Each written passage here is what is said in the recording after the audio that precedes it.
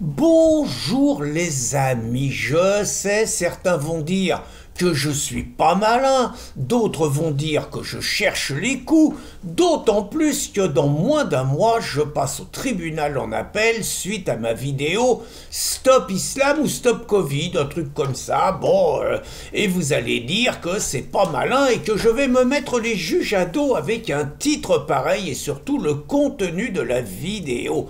Surtout que ça me rappelle un procès, il y avait un avocat gauchiste, maître Henri Braun, il m'avait délationné devant les juges, il avait ramené des feuillets, regardez ce qu'il a écrit sur vous, regardez ce qu'il a écrit sur la magistrature, regardez ce qu'il pense de vous, vous voyez, c'est pas beau de moucharder comme ça, Riton. Donc c'est clair que je vais me prendre ça à mon prochain procès, ça fait rien, j'assume. Donc c'est vrai qu'il y a 3 décisions de justice dans les dernières 24 heures qui m'ont passablement gonflé et qui me donnent réellement envie de creuser les choses sur le thème. Ça peut pas continuer comme ça, on peut pas subir la dictature des juges contre le peuple de France. Alors voilà les 3 procès, les 3 verdicts. Vous avez déjà là le prétendu influenceur algérien, en fait le mec, ils appellent ça un influenceur, c'est un propagandiste, c'est un militant d'Alger installé en France, Le mec il coche toutes les cases quand même, comme on dit aujourd'hui, hein. Il est algérien, en situation irrégulière. Le mec, il envoie des tweets menaçants contre les Français, il encourage les ressortissants algériens à se livrer à des actes de violence pour évidemment se venger de la colonisation, du racisme, du mauvais sort subi par les Algériens, toute la propagande. Il y a une décision de ce qu'on appelle OQTF, expulsion. La décision est prise, Alger nous fait un bras en refusant le mec, on est obligé de le ramener. Vous avez un juge du tribunal de Melun qui humilie la France, qui décide de relâcher le mec en disant qu'il n'y a pas les éléments suffisants, c'est sa bouffie, prends-nous pour des Mickey, qu'il faut 3 mois pour ça et qu'il faut lui filer en attendant 1200 € d'amende. Très franchement, on est la risée du monde entier. Imaginez une situation contraire à Alger, le mec il est soit dans les prisons et il se fait massacrer, soit il est jeté dans un avion, soit il est jeté dans la mer, et puis entre nous, vous aurez raison. Hein. Deuxième exemple, Biarritz, le quartier de la Négresse. Alors c'est un truc historique, ça a une histoire et tout. Et donc tout allait bien, et vous avez une association des coloniales, on appelle ça comme ça, il doit y avoir 2 gauchos et 2 blacos, ils représentent rien, mais ils traînent l'affaire en justice. Bon, dans un premier temps, il y a un tribunal administratif qui leur fait un bras en leur disant « Les mecs, vous êtes bien gentils, mais c'est l'histoire, allez vous faire voir. » Évidemment, les mecs font appel, et il se trouve, faisant appel à un autre tribunal administratif à Bordeaux, qui doit être tenu par des gauchos, et qui décide finalement, en remettant en cause toute l'histoire, qu'il faut débaptiser ce quartier, qui somme la municipalité de le faire, en expliquant que la négresse, c'est dégradant. Vous voyez, c'est les mêmes conneries qu'ont amené à changer le nom du bouquin d'Agatha Christie, Les 10 petits nègres.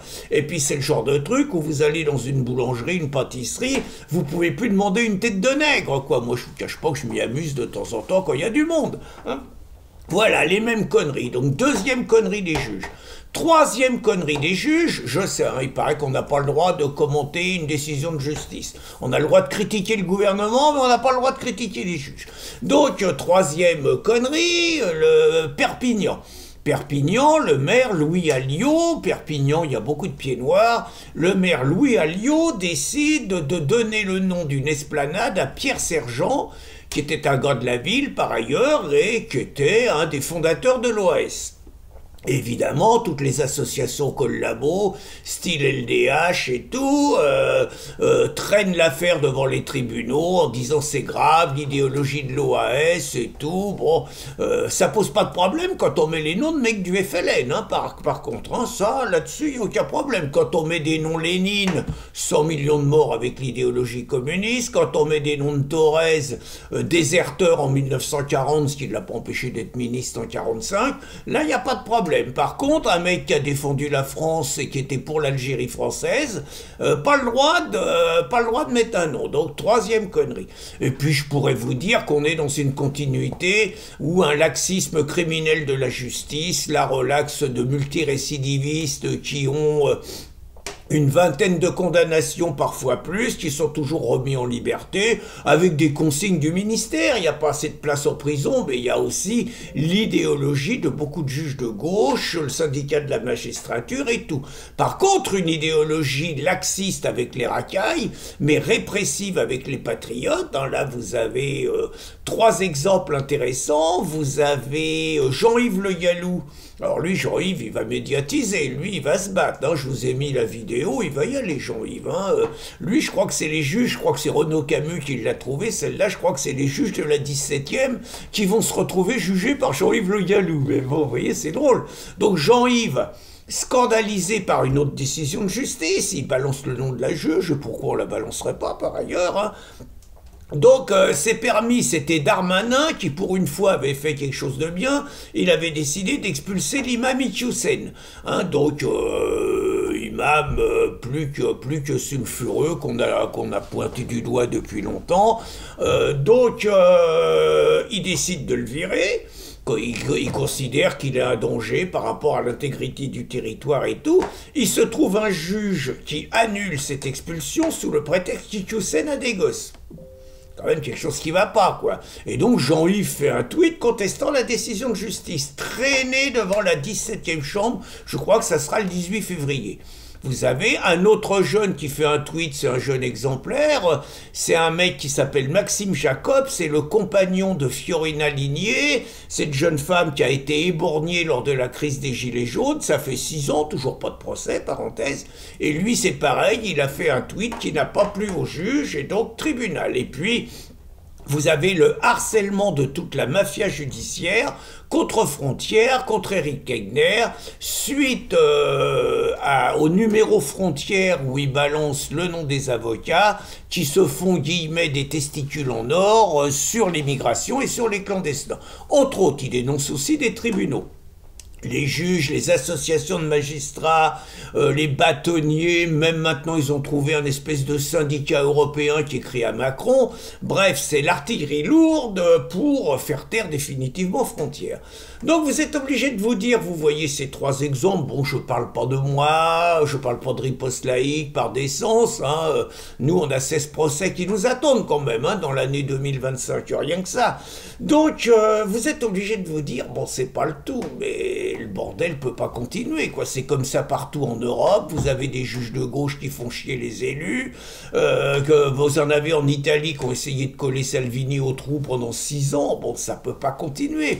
Et vous êtes obligé de vous dire, mais qu'est-ce que peut faire un gouvernement contre ça, quoi? Alors la première chose, vous vous dites, faut faire un système américain, faut les faire élire comme les juges américains. C'est pas idiot, je suis pas contre, j'avoue que j'ai pas approfondi la question, mais moi je préfère la solution Popov.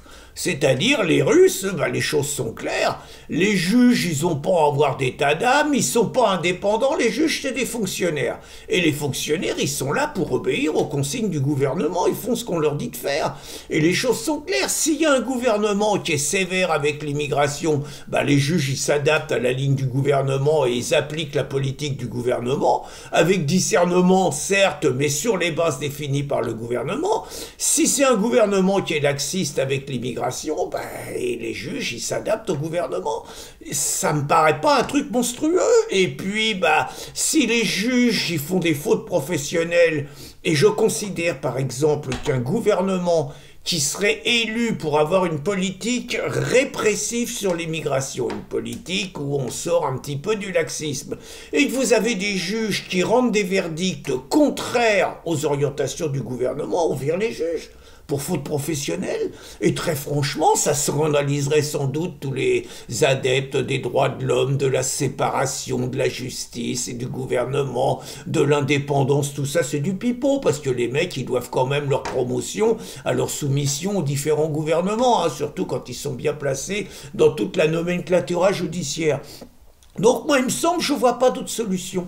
Je ne vois pas d'autre solution que l'élection ou bien la fin de l'indépendance de la justice, mais on assume que les juges sont des fonctionnaires comme tout le monde et que, étant des fonctionnaires comme tout le monde, ils obéissent aux consignes gouvernementales, ils sont sanctionnables comme tous les salariés qui font des fautes professionnelles et ils sont révocables quand ils obéissent pas aux consignes. J'ai pas l'impression que c'est des propos indignes d'une démocratie, parce que je rappellerai quand même à ces honorables juges qu'ils sont payés pour rendre la justice au nom du peuple français, et quand le peuple français décide d'une orientation politique, il n'est pas scandaleux que les juges s'y soumettent. Je sais, j'ai pas arrangé mon cas, mais il fallait que cela soit dit. Bonne journée les amis!